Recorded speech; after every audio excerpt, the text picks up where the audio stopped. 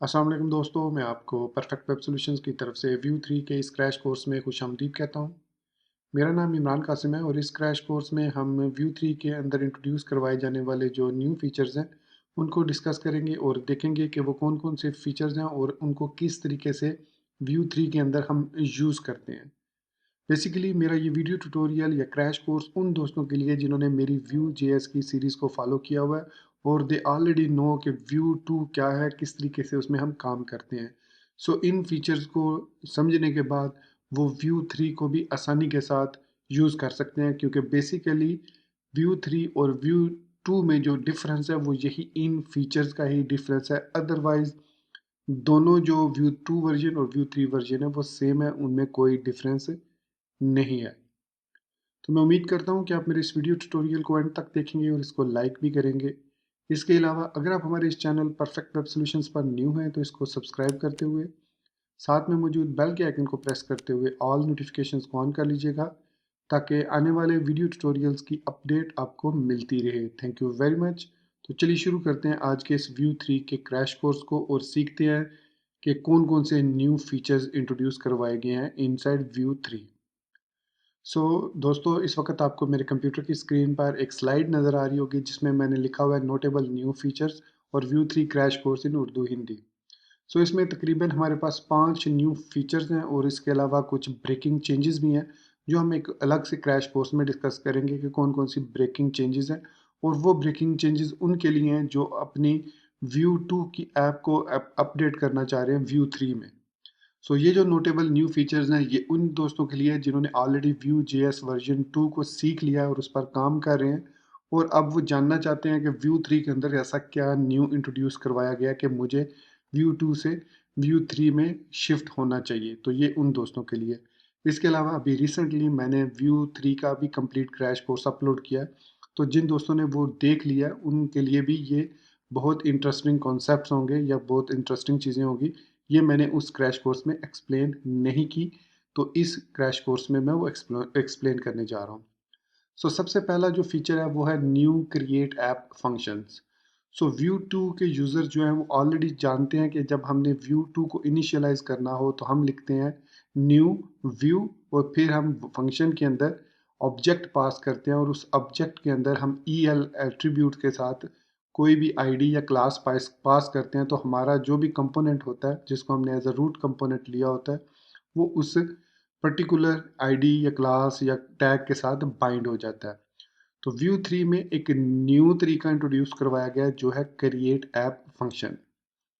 यहाँ पर अगर मैं आपको लिए चलूँ वी एस कोड के अंदर, तो यहाँ मेरे पास ऑलरेडी एक व्यू 3 CLI के साथ ऐप क्रिएट की हुई है मैंने। इसमें हमारे पास ऐप डॉट व्यू और मेन डॉट जेएस के अंदर अगर मैं आपको लेकर आता हूँ तो यहाँ पर आप देख सकते हैं कि ये न्यू सिंटैक्स है।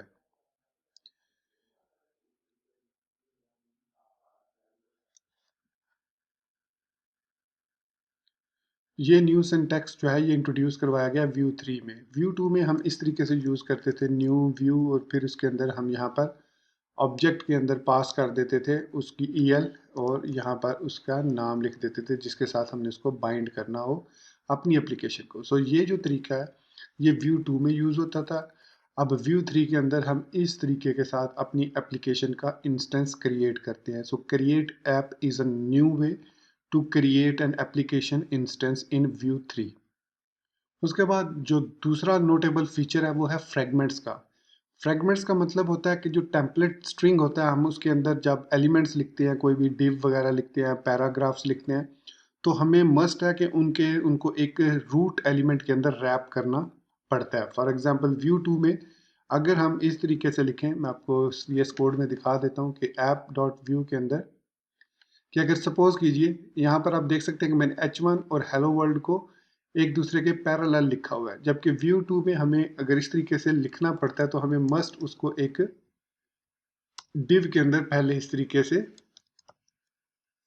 रैप करना पड़ता है, उसके बाद ही हम उसको कंपोनेंट्स को या जो भी टैग्स वगैरह होते हैं उनको हम लिख सकते हैं। ये व्यू 2 के अंदर ये रिक्वायरमेंट थी कि आप पैरेलल एलिमेंट्स को टेम्पलेट के अंदर नहीं लिख सकते, लेकिन इन व्यू 3 अब हमें ज़रूरत नहीं है इन फ्रेगमेंट्स की।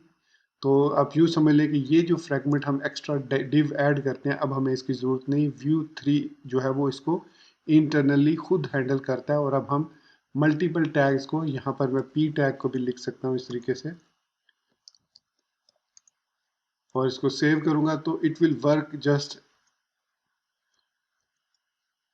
नॉर्मली। देख सकते हैं आप कि इसने हमें डिस्प्ले आउटपुट दे दी, कोई एरर नहीं हमें दिया। लेकिन यही चीज़ अगर हम व्यू 2 के अंदर करेंगे तो वहाँ पर हमें एरर मिलेगा कि इसका एक रूट एलिमेंट होना चाहिए। तो हमें मस्ट इन तीनों टैग्स को एक रूट एलिमेंट के अंदर रैप करना पड़ता है। तो वो व्यू 2 में, व्यू 3 में ये रिस्ट्रिक्शन जो है वो ख़त्म हो चुकी है। सो नेक्स्ट हमारे पास जो फीचर है, जो नोटेबल न्यू फीचर है इन व्यू 3, वो है टेलीपोर्ट। टेलीपोर्ट का मतलब है कि आप किसी भी टेम्पलेट के अंदर मौजूद कंटेंट को किसी दूसरी एक जगह से किसी दूसरी जगह जब मूव करना चाह रहे हैं तो इसके लिए हम टेलीपोर्टिंग यूज़ करेंगे। अब दो प्लेसेस हो सकती हैं जहां पर आप अपने किसी भी कंपोनेंट के अंदर मौजूद टेम्पलेट को एक जगह से दूसरी जगह मूव करना चाह रहे हैं। वो कोई दूसरा टेम्पलेट भी हो सकता है, या आपका जो रूट एलिमेंट है उससे बाहर कोई आईडी या क्लास नेम या कोई टैग भी हो सकता है। तो सिंपली बाय डिफ़ॉल्ट जो टेलीपोर्ट है ना, वो सपोर्ट करता है कि आप ऐसा div tag outside of the template use करें। मतलब वो व्यू कंपोनेंट से बाहर होना चाहिए टैग, तो वहाँ पर आप यूज़ कर सकते हैं। इसके अलावा अगर आप विद इन कंपोनेंट्स यूज़ करना चाह रहे हैं तो उसकी भी एक टेक्नीक मौजूद है कि हम उसके लिए भी चेक लगा सकते हैं। फॉर एग्ज़ाम्पल, मैं यहाँ पर आपको एग्ज़ाम्पल देना चाहूँगा कि मैं यहाँ पर वीएस कोड में आता हूँ और मैं चाह रहा हूँ कि इस H1 मैसेज को मैं टेलीपोर्ट कर सकूँ कहीं पर भी। सपोज़ मैं यहाँ पर एक डिव लगा लेता हूँ। इस अभी मैं टेम्पलेट के अंदर डिव लगा रहा हूँ। सो यहाँ पर मैंने डिव लगाई, इसको क्लोज किया। अब मैं ये चाहता हूँ कि ये जो H1 मैसेज है ये टेलीपोर्ट होकर यहाँ पर आए। तो इसके लिए मुझे क्या करना होगा, टेलीपोर्ट टैग को यूज़ करना होगा। सो यहाँ पर मैं लिखूँगा टेलीपोर्ट और यहाँ पर इसको रैप कर दूंगा इस तरीके से। अब इसका जो सेकंड पैरामीटर, जो फर्स्ट पैरामीटर जो मस्ट हमें देना है वो है 2, और 2 में हम प्रोवाइड करेंगे कोई भी आईडी नेम, क्लास नेम या टैग नेम। सो यहाँ पर हमारे पास आईडी फुटर है तो मैं यहाँ पर लिखूंगा हैश टैग फुटर। उसके बाद इसको सेव करूँगा। सेव करने के बाद मैं ब्राउज़र में वापस आता हूँ और एक दफ़ा इसको रिफ़्रेश करता हूँ। तो देखिए नीचे यहाँ पर कंसोल के अंदर हमें एक मैसेज मिलेगा, warning fail to locate teleport target with selector footer. आप देख सकते हैं कि मैंने फुटर की आईडी ही दी थी। Note the target element must exist before the component is mounted, that is to say the target can not be rendered by the component itself. So यहाँ पर मैं क्या कर रहा हूँ, एक्चुअली मैं उस कंपोनेंट को जहाँ पर मैं टेलीपोर्ट कर रहा हूँ उसको भी मैं टेम्पलेट के अंदर रेंडर कर रहा हूँ, और वो जो व्यू है वो मुझे कंप्लेन कर रहा है कि ये जो एलिमेंट है जहाँ पर आपने टेलीपोर्ट करना है ये ऑलरेडी एग्जिस्टिंग होना चाहिए, तभी हम इसको टेलीपोर्ट कर सकते हैं। सो फॉर एग्जांपल मैं यहाँ पर लिखता हूँ कंट्रोल एक्स, इसको कॉपी कट करता हूँ और पब्लिक फोल्डर के अंदर आके index.html में मैं यहाँ पर अपनी जो आईडी है ऐप वाली उससे नीचे यहाँ पर div id फुटर लगा देता हूँ। अब मैं इसको सेव करता हूँ और इसको भी मैं सेव करता हूँ। अब आप देखेंगे कि जब हमारा पेज रिफ्रेश होगा तो हमारा जो एरर्स हैं वो सारे के सारे ख़त्म हो चुके हैं। और जब मैं सेंड मैसेज पे क्लिक करूँगा तो message has been send successfully display हुआ, लेकिन ये मैसेज कहाँ पर डिस्प्ले हुआ, फुटर के अंदर। और ये फुटर कहाँ पर है, हमारी index.html के अंदर है। सो इस तरीके से हम डिफरेंट, अगर अपने पेज के अंदर डिफरेंट कंपोनेंट, स्टैटिक कंपोनेंट्स भी क्रिएट करते हैं, यहाँ पर डिफरेंट लेआउट ऐप के नीचे क्रिएट करते हैं, तो वहाँ पर हम टेलीपोर्ट कर सकते हैं कंपोनेंट्स को directly from view components. Plus दूसरा ये कि हम इनको हैंडल भी कर सकते हैं। फॉर एग्जांपल अगर यहाँ पर मैं बटन लगाकर इसको हाइड करना चाहूँ, शो करना चाहूँ मैसेज को, तो मैं मैसेज को शो हाइड भी कर सकता हूँ। फॉर एग्जांपल मैं यहाँ लिखता हूँ V dash if show message, कि अगर शो मैसेज ट्रू है तो वो शो करे। तो यहाँ पर मैं शो मैसेज को फॉल्स कर देता हूँ, स्टार्ट में शो मैसेज फॉल्स। सो इसका मतलब है कि स्टार्ट में हमारा जो मैसेज होगा वो फॉल्स होगा। फिर यहाँ पर मैं एक बटन लगा देता हूँ टेलीपोर्ट से ऊपर, और बटन में मैं लिख देता हूँ टॉगल मैसेज, और यहाँ पर मैं लिखता हूँ @क्लिक, ये शॉर्ट हैंड है क्लिक के लिए। और यहाँ पे मैं लिखता हूँ show message equal to not show message. ये सिंपल मैंने एक क्राइटेरिया लिख दिया कि जब मैं बटन पर क्लिक करूँ तो शो मैसेज अगर ट्रू है तो फॉल्स कर दो, फॉल्स है तो ट्रू कर दो। सो उसको मैंने सेव किया, ब्राउज़र में आया।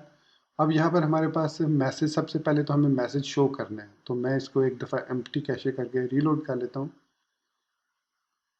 तो आप देखेंगे कि सेंड मैसेज पर मैंने क्लिक किया तो मैसेज शो नहीं हुआ। हालांकि यहाँ पर अगर आप फुटर के अंदर आके देखेंगे तो यहाँ पर वी इफ लगा हुआ है।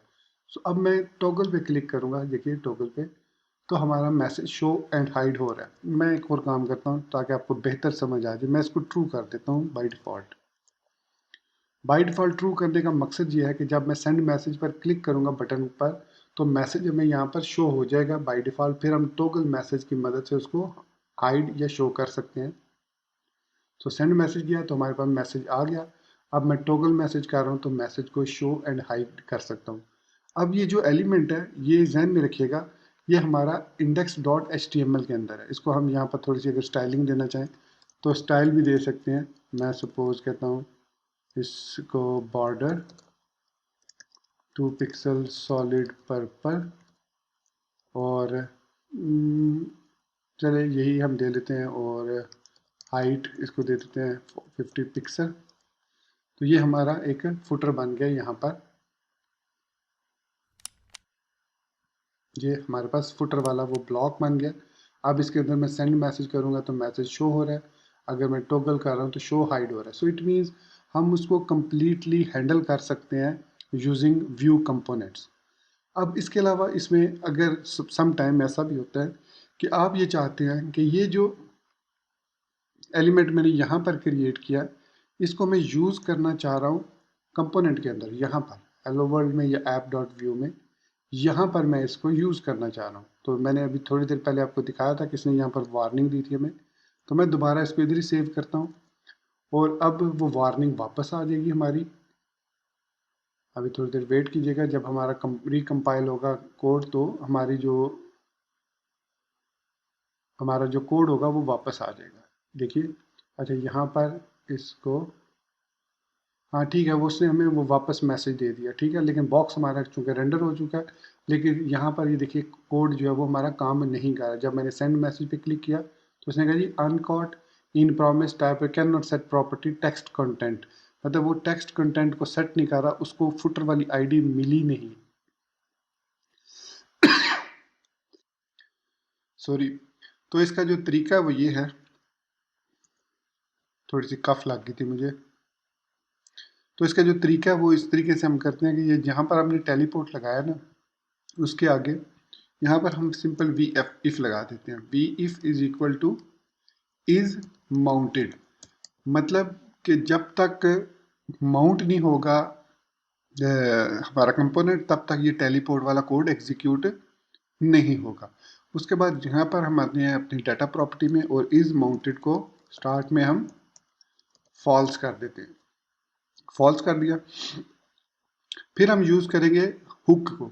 तो लास्ट क्रैश कोर्स में मैंने आपको बताया था, यहाँ पर मैंने लिखा भी हुआ है कि before create, created, before mount, mounted, ये सारी हमारी हुक्स हैं, लाइफ साइकिल हुक्स हैं कंपोनेंट की। तो इसलिए मैं यहाँ पर फॉल्स किया और फिर यहाँ पर मैं एक फंक्शन लिखूंगा माउंटेड।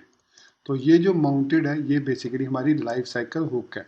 तो जैसे ही हमारा कंपोनेंट माउंटेड होगा, हम सिंपली क्या करेंगे, this dot is mounted is equal to true कर देंगे।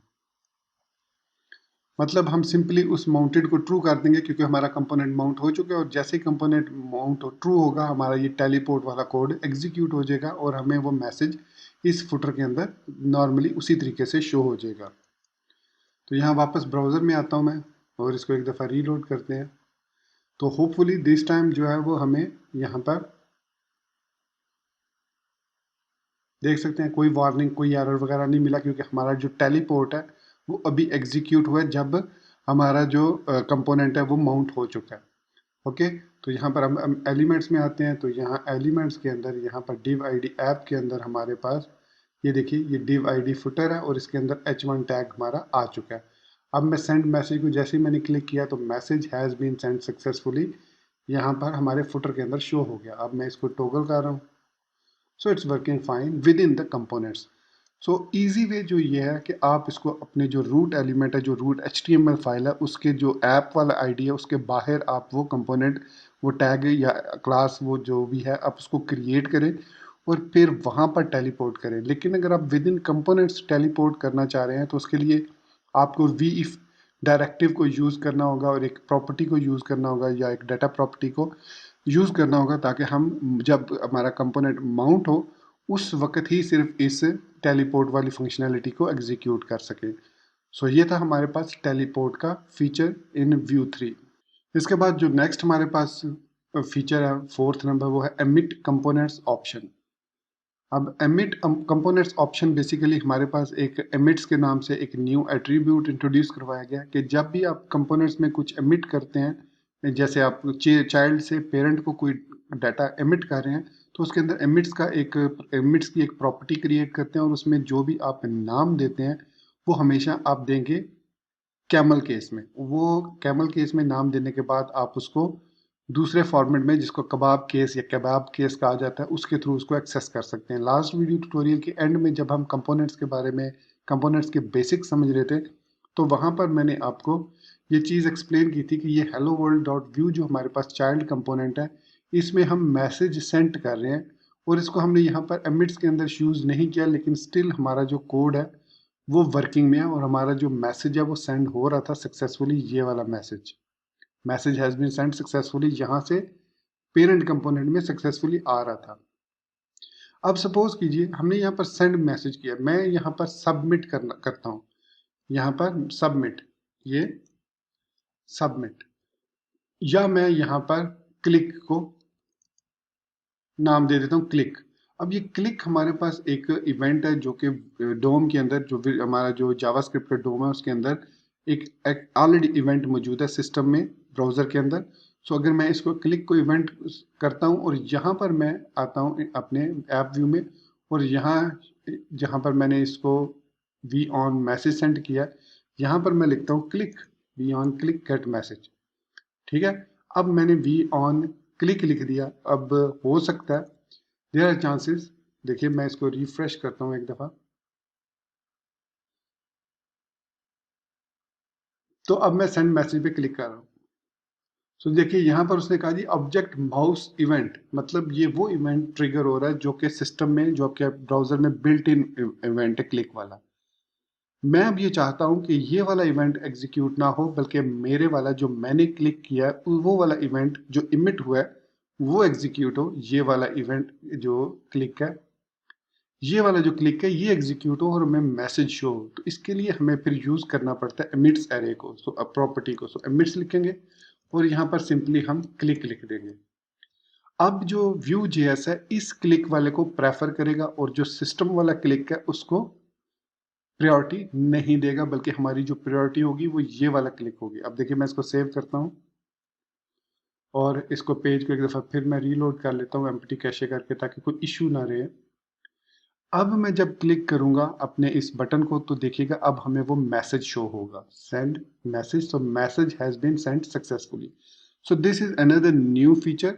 और एक और चीज़ जो मैंने बताई थी कि कबाब केस और कैमल केस की, वो ये है कि यहाँ पर अगर मैं इस तरीके से लिखता हूँ सेंड मैसेज, और इसको यहाँ पर मैं इसी तरीके से सेंड मैसेज लिखता हूँ, तो उसके बाद इनसाइड ऐप डॉट व्यू मैं इसको एक्सेस कर सकता हूँ।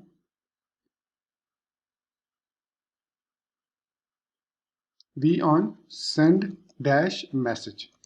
सो सेंड डैश मैसेज जो है ये ऑटोमेटिकली, इसको कबाब केस कहा जाता है जिसमें आप एक डैश यूज़ करते हैं। सो ये जो व्यू जेएस है इसको ऑटोमेटिकली ट्रांसलेट करेगा और इस एम को कैपिटल कर देगा और इस जो डैश को या जो भी नेगेटिव साइन है, सिंबल है, इसको रिमूव कर देगा और ऑटोमेटिकली हमारा जो कोड है वो अगेन सही तरीके से काम करेगा। सो इसको एक दफ़ा फिर रीलोड कर लेते हैं और सेंड मैसेज पर क्लिक करते हैं। सो देखिए message has been send successfully, all दो हमने यहाँ पर कबाब केस यूज़ किया और यहाँ पर हेलो वर्ल्ड डॉट व्यू में हमने कैमल केस यूज़ किया। इस केस को कैमल केस कहा जाता है और इसको कबाब केस कहा जाता है। सो ये कुछ न्यू फीचर्स हैं। एक ये एमिट्स की प्रॉपर्टी न्यू इंट्रोड्यूस करवाई गई है और इसके अंदर जो भी आप इवेंट्स बनाएंगे, लिखेंगे, Vue.js उनको प्रेफर करेगा। अगर यहाँ पर मैंने क्लिक वाला सपोज लिख लिया एक फंक्शन, ये एमिट करना है, और मैं इसको एमिट नहीं करता, क्रिएट नहीं करता, यहाँ पर अब मैं इसको क्लिक कर रहा हूँ, यहाँ पर मैं क्लिक पे क्लिक करता हूँ। अब ध्यान में रखिएगा, ये क्लिक का फंक्शन मैंने एमिट्स में तो ऐड कर दिया है, लेकिन मैंने इसको क्रिएट नहीं किया। तो अब कंसोल में आते हैं, इसको एक दफ़ा रीलोड करते हैं अपने पेज को, सेंड मैसेज पे क्लिक करता हूँ, तो देखिए ना ही उसने सिस्टम वाला इवेंट जनरेट किया और ना ही मेरे वाला, क्योंकि उसने क्लिक वाले मेथड को, इमिट वाले इवेंट इमिटर को फाइंड करने की कोशिश की है Vue.js ने, और बिल्ट इन जो क्लिक वाला फंक्शन है उसको भी उसने डिसेबल कर दिया। सो मेक श्योर कीजिए कि जो इमिट्स आप प्रॉपर्टी यूज करें, और उसमें अगर कोई आपने सिस्टम के नाम से, जो आपके ब्राउजर के अंदर नाम है किसी इवेंट का, उसका नाम यूज किया, तो उसको डिफाइन भी करें कि ये करेगा क्या बेसिकली, या फिर उसको डिफाइन मत कीजिए ताकि इन द फ्यूचर प्रॉब्लम ना हो। सो अगर मैं यहाँ से इसको एलो वर्ल्ड में से इस क्लिक को यहाँ से ख़त्म कर देता हूँ, तो जो नेटिव कोड है हमारा वो एग्जीक्यूट हो जाएगा, जो कि ब्राउज़र के अंदर बिल्ट इन क्लिक इवेंट है, वो वाला एग्जीक्यूट हो जाएगा, और हमारे पास ऑब्जेक्ट माउस इवेंट के नाम से ये एक अरे आ गई इन द ऑब्जेक्ट। सो ये था हमारे पास एक और फीचर जो इंट्रोड्यूस करवाया गया है Vue 3 के अंदर with the name of emit options. So emit options के दो फीचर्स हैं, एक तो एमिट्स प्रॉपर्टी है, और दूसरी जो है वो है कबाब केस और कैमल केस। और इसके अलावा यहाँ पर कैसे हम जो बिल्ट इन फंक्शंस हैं, जो बिल्ट इन इवेंट्स हैं, उनको कैसे कैप्चर कर सकते हैं, बल्कि कैप्चर करना नहीं चाहिए, उनको ओवरराइड कर सकते हैं इन Vue.js। तो ये बहुत इंटरेस्टिंग फीचर है इन Vue 3। सो Vue 3 के नोटेबल न्यू फीचर्स में हमारे पास जो लास्ट फीचर है वो है कंपोजिशन एपीआई। अब कंपोजिशन एपीआई को मैं यहाँ पर प्रैक्टिकली एक्सप्लेन नहीं करूँगा, बल्कि मैं कोशिश करूँगा कि आपको समझा सकूँ कि अगर आपका project without using composition API काम कर रहा है, तो आपको कंपोजिशन एपीआई को यूज़ करने की ज़रूरत नहीं है। Composition API basically bigger projects के लिए, जहाँ पर आपके पास hundreds and thousands of components हैं, और आपने उन कंपोनेंट्स को एक दूसरे कंपोनेंट्स के साथ लिंक किया हुआ है, डाटा शेयर हो रहा है, और उनको फिर मैनेज करना हमारे लिए प्रॉब्लम होता है। तो इसके लिए Vue 3 ने हमें कंपोजिशन एपीआई इंट्रोड्यूस करवाई है। ऑल्दो ये एक स्टिल न्यू फीचर है, मुझे खुद इसकी इतने अच्छे तरीके से अभी समझ नहीं आई, तो इस पर मैं एक अलग से सून जो है जल्दी इस पर कंप्लीट एक क्रैश कोर्स बनाऊंगा कंपोजिशन एपीआई के यूज़ केसेस को लेकर, और इसको किस तरीके से यूज़ करना चाहिए, क्यों यूज़ करना चाहिए, कब यूज़ करना चाहिए, और इसकी कुछ एग्जांपल्स के साथ मैं आपके सामने एक न्यू क्रैश कोर्स लेकर आऊँगा, जो कि सिंपली सिर्फ और सिर्फ कंपोजिशन एपीआई पर होगा। तो इसी बात के साथ मैं अपने इस Vue 3 के नोटेबल न्यू फीचर्स के क्रैश कोर्स को यहीं पर ख़त्म करता हूँ, और उम्मीद करता हूँ कि जो मैंने 4 फीचर्स आपको बताए हैं, ऑलरेडी आप उनको टेस्ट करेंगे और मुझे बताएंगे। उसमें अगर कोई आपको इशू आता है तो इसी वीडियो के कमेंट सेक्शन में मुझे बता दीजिएगा, या फिर आप हमारे सोशल मीडिया नेटवर्क को ज्वाइन कर लीजिएगा। स्पेशली मैं आपसे रिक्वेस्ट करूंगा कि अगर आप इंस्टाग्राम यूज़ करते हैं तो मुझे इंस्टाग्राम पर फॉलो कीजिए, अगर नहीं यूज़ करते तो इंस्टाग्राम अकाउंट बनाइए आज ही और मुझे इस पर फॉलो कीजिए। लिंक आपको इसी वीडियो में मिल जाएगा, या इस वीडियो की डिस्क्रिप्शन में मिल जाएगा, या आपको चैनल के अबाउट सेक्शन में तो ज़रूर मिलेगा। So with that being said, मुझे अपनी दुआ में याद रखिएगा, और चैनल को सब्सक्राइब करना, वीडियो को लाइक और शेयर करना, बेल आइकन दबाना और ऑल नोटिफिकेशंस को ऑन करना बिल्कुल मत भूलिएगा। So guys, thank you very much for watching this video tutorial. Take care, goodbye and अल्लाह हाफिज़।